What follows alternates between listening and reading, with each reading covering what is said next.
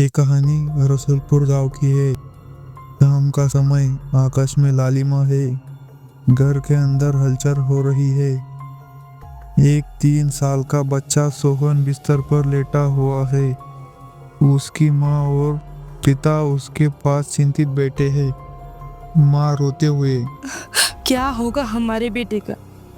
ये चचक उसे बहुत कमजोर कर चुकी है। पिता गिरधर सिंह हिम्मत बढ़ाते हुए, भगवान पर भरोसा रखो, सब ठीक हो जाएगा। धीरे धीरे दृश्य बदलता है। रात हो जाती है। बच्चा अपनी आखिरी सांस लेता है। पिता दुख, हमारा सोहम चला गया। शोभाराम अपनी बैलगाड़ी हाँकते हुए दिखाई देता है। रास्ता सुनसान है। अचानक बैलगाड़ी का पहिया किसी गड्ढे में फंसता है और शोभाराम गिरकर पहिए के नीचे आ जाता है। लोग भागते हुए, जल्दी करो, उसे अस्पताल ले चलो। शोभाराम की रास्ते में ही मौत हो जाती है। परिवार वाले जल्दबाजी में ही उसका दाह संस्कार कर देते हैं।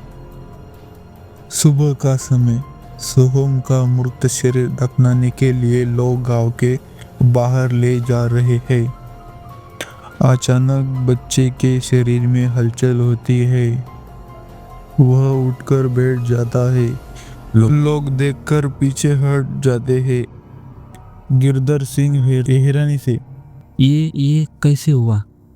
माँ खुश होकर, मेरा बच्चा जिंदा है। लेकिन बच्चे के व्यवहार में बदलाव साफ नजर आता है। वह अपने माता पिता को पहचानने से इनकार करता है।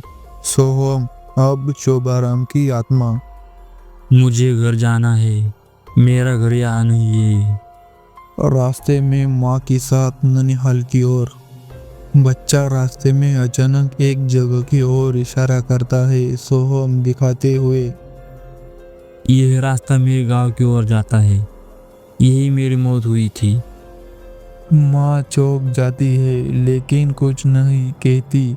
ननिहाल पहुंचने पर गांव का एक व्यक्ति जगन्नाथ आता है। सोहम जगन्नाथ की ओर देखकर, अरे तुम यहाँ क्या कर रहे हो?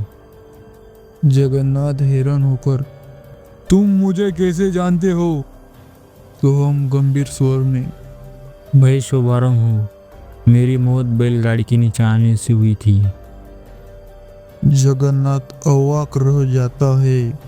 यह खबर शोभाराम के परिवार तक पहुंचाता है। शोभाराम का गांव। शोभाराम के घर वाले रसूलपुर आते हैं। सोहम सबको पहचान लेता है। सोहम मुस्कुराते हुए, माँ बाबा आप क्यों रो रहे थे? मैं तो यहाँ हूँ। शोभाराम के परिवार वाले भावुक हो जाते हैं। रसूलपुर के लोग भी हैरानी में है। रसूलपुर गांव का चौपाल।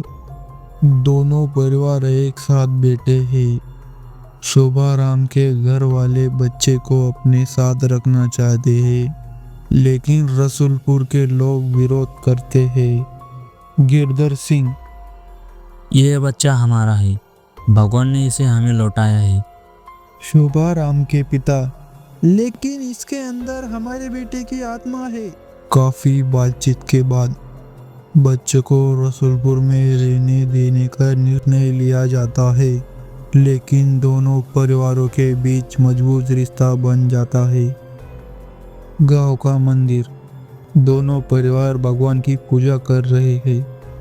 यह घटना आत्मावर पुनर्जन्म के रहस्यों को और गहराई से समझने का मौका देती है।